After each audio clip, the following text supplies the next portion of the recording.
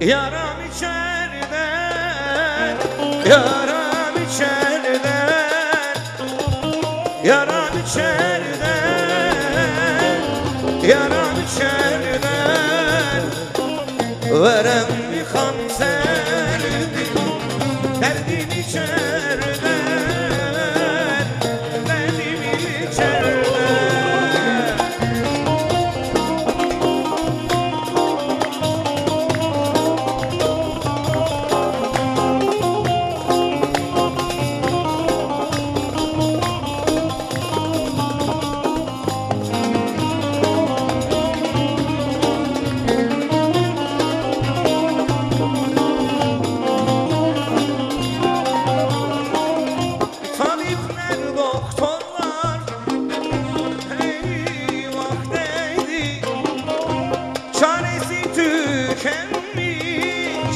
Yaram içeriden, yarıma çıkar mı bilmem kardeşim.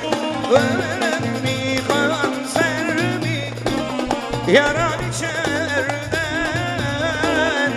yaram içeriden, yaram içeriden, yaram içeriden, yaram içeriden.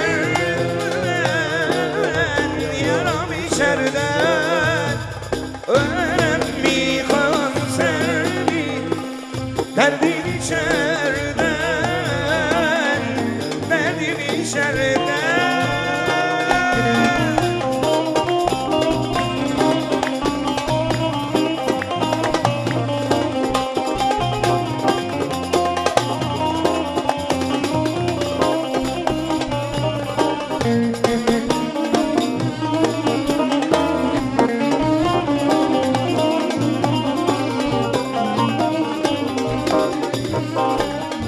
Turanlar oturmuş, ağıtlar yakar.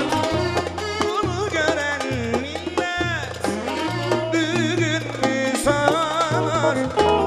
Benim emmim ölmüş, ciğerim yanar. Verem mi kanser mi? Yaram içeriden,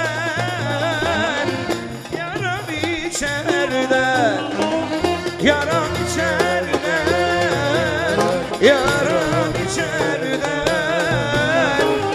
Yaram içeriden, yaram içeriden. Verem mi kanser mi? Derdim içeriden, derdim içeriden, yaram içeriden.